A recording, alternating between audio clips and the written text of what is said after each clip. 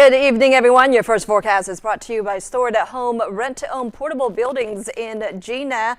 It looks like as we head into the evening and into the overnight, there could be some heavy rain that will be moving through our area as a result of a low pressure system that will move from the coast of Texas all the way into the southern coast of our state. And so we're going to see the increase of rain as we head into your Thursday. But then we're going to start to dry out. Temperatures will be cool as a result of the cloud cover and also the rain chances, but it looks like we're going to have a pleasant weekend on tap. We'll have more details on that on ABC 31 News.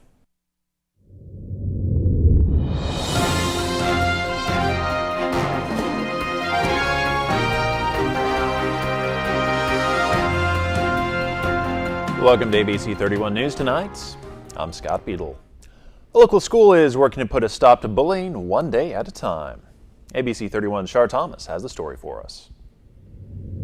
One Rapides Parish school is stepping up their anti-bullying campaign, setting the tone for other schools to do the same. W.O. Hall 6th Grade Academy brought in community leaders to speak to students.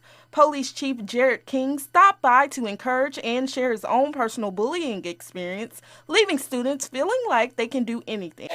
We talked about bullying and how it makes people feel and why they need to understand that it could affect someone's life forever.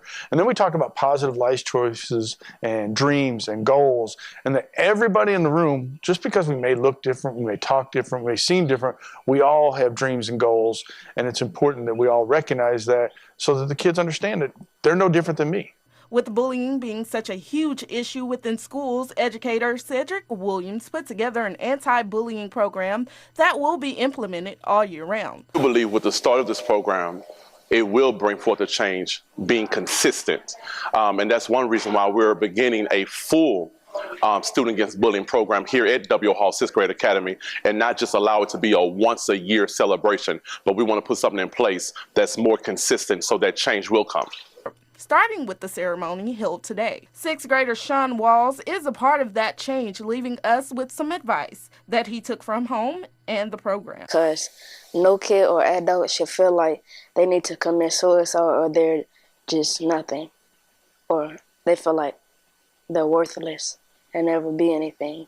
But all students or adults are worth something. All you have to do is talk to the Lord, and He will give you His blessings. Reporting in the studio, Shar Thomas, ABC 31 News. Pineville police arrest a caretaker for an elderly couple for exploitation, ID theft, and forgery. She's 56-year-old Tammy Bravel of Marksville. Investigators say one of the elderly people is bedridden. Bravel is a private sitter. She's accused of making illegal purchases and forging checks. Investigators say she even tried to open a line of credit using that couple's personal information. U.S. Senator John Kennedy says he will announce December 1st whether he is running for governor. Kennedy is a Republican who would challenge incumbent John Bel Edwards, a Democrat. Other Republicans have already expressed interest in that race, including Attorney General Jeff Landry. The Pineville Rotary Club celebrating 30 years of service. They're seen here displaying a proclamation honoring them for the work since October of 1988. The document is being held by Christy Frederick, the first woman to serve as a Rotary Club president in Louisiana, and by Rosa Fields, who became the first minority woman to serve in that position in the States. A Central Louisiana woman was recently honored by the Blue Cross Blue Shield Foundation for her work with Next Step of Central Louisiana. ABC 31's Joanna Phillips has the story. Next Step of Central Louisiana, an organization that works to provide domestic violence programs in the region, was founded in 2006 by Carolyn Hoyt. Its main objective is to drive a wedge into the intergenerational cycle of domestic violence or dating violence by reaching today's youth as they begin to lay the foundation for their future relationships.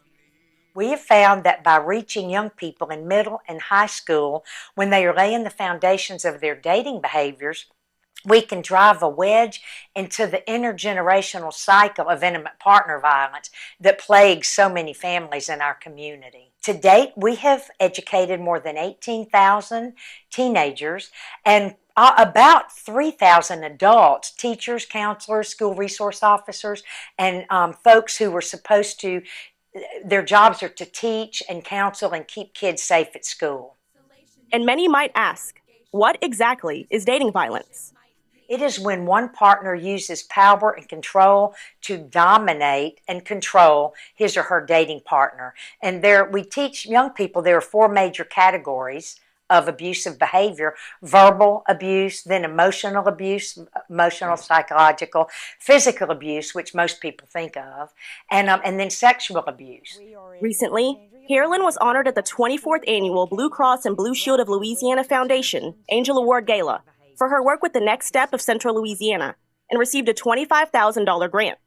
I'm just so very flattered, honored, and humbled to be among the ones who got the designation of Angel Award winner. The Blue Cross Blue Shield Foundation is going to help us expand our reach and expand our territory to other parishes in our 8-parish region.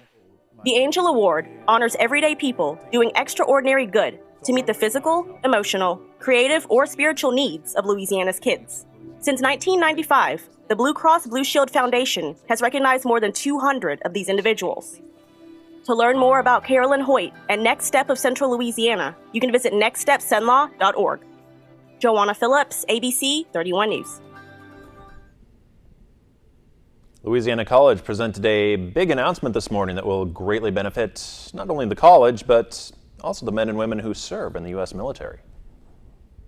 Although Louisiana College already honors VA educational benefits, we want to do more for those who do the most for our nation. That is why we will match the current reserve tuition assistance of up to $4,500 per year for those who serve in our military guard and reserve forces. This includes the Army Reserve, Marine Reserve, Coast Guard Reserve, Navy Reserve, and Air Force Reserve.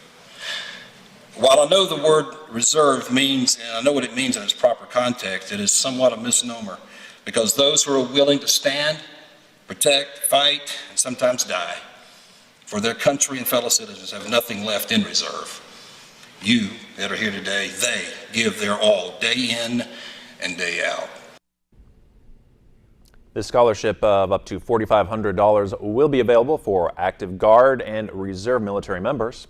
You can learn more about military educational benefits by visiting military.com. The Junior League of Alexandria's 15th annual A Very Merry Market begins tomorrow. This 3-day shopping event is filled with merchants from around the country, showcasing home decor, apparel, jewelry, toys, foods, and much more. Kicks off tomorrow evening with Ladies' Night from 7 to 10 p.m. Friday's hours are 9 a.m. to 8 p.m. and Saturday from 9 a.m. to 5 p.m., all at the Alexandria Riverfront Center. And Zubu kicks off tomorrow. We stop by to see what you can expect this year. Expect lots of fun. We will have the first part of the trail. We'll have a lot of photo opportunities. We'll have characters and some backdrops. And then in the center of the zoo, the middle part of the trail, is a very interactive area. It's going to be a lot of fun for the children for playing.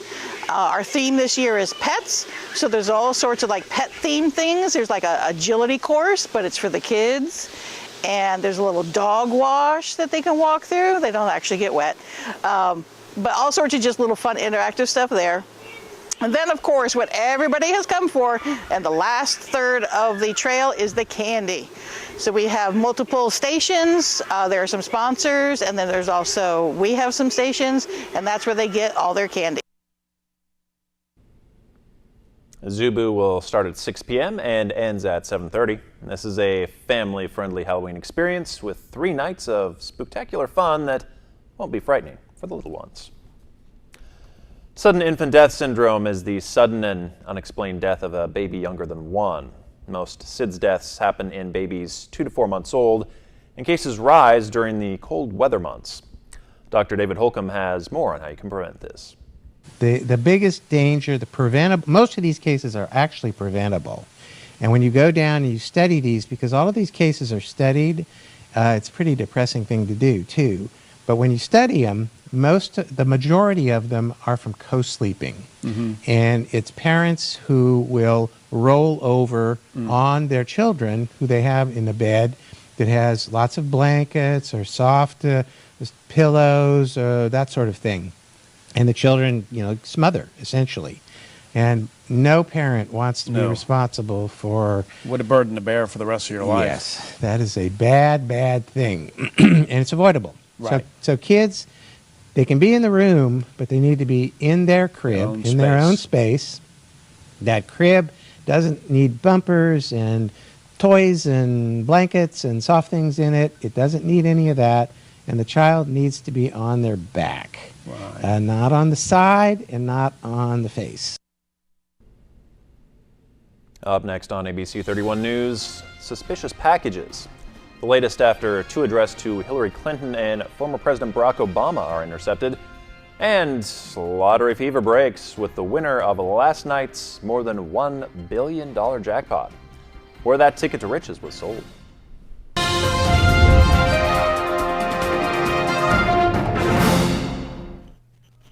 Welcome back, everyone. Another dreary day tomorrow. We do have the possibility of rain not only for tonight, but into the morning hours, and then the activity will start to taper off in the afternoon. Plenty of sunshine for the latter part of this week, and the warmth will return as well, and then those temperatures will continue to climb. In fact, it might be slightly above normal by the end of the weekend, but right now comfortable conditions. Our dew points are in the 50s for the most part, and we're seeing a lot of cloud cover out there, keeping those temperatures cool. We did see a little bit of rain as well in Alexandria. We picked up about 1/100 so far, but we are expecting more as we head into the overnight. So again, our high was 65 degrees today in Alexandria and 66 in Leesville. So this low pressure system is developing near the coast of Texas. It will continue to move to the northeast, and by tomorrow it will be landing just to our south and then eventually moving into the eastern portions of the state and then eventually moving away.